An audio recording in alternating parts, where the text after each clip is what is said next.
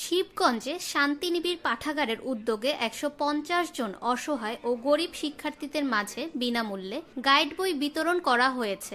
বুধবার দুপুরে শিবগঞ্জ উপজেলা পরিষদ চত্বরে বইমেলায় নিজস্ব স্টল হতে এই গাইড বই বিতরণের উদ্বোধন করা হয়। বই বিতরণের উদ্বোধন করেন শিবগঞ্জ উপজেলা নির্বাহী অফিসার মোহাম্মদ আজাহার আলী, শান্তিনিবিড় পাঠাগারের উপদেষ্টা ফয়সাল আজম অপু।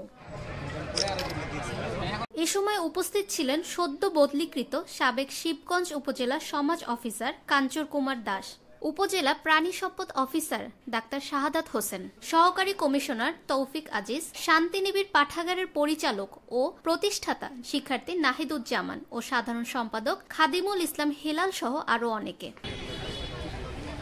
এ সময় শান্তিনিবিড় পাঠাগারের পরিচালক ও প্রতিষ্ঠাতা নাহিদুজ্জামানের ব্যক্তি উদ্যোগে ও নিজ অর্থায়নে শিশু শ্রেণী হতে পঞ্চম শ্রেণী পর্যন্ত ১০০ জন অসহায় ও গরিব শিশু শিক্ষার্থীদের মাঝে ও দশম, একাদশ, দ্বাদশ, ডিগ্রি শ্রেণীর ৪৮ জন অসহায় ও গরিব শিক্ষার্থীর মাঝে বিনামূল্যে বই বিতরণ করা হয়। উল্লেখ্য যে আগামীতে আরো গরিব অসহায় শিক্ষার্থীদের মাঝে বিনামূল্যে বই বিতরণ করা হবে।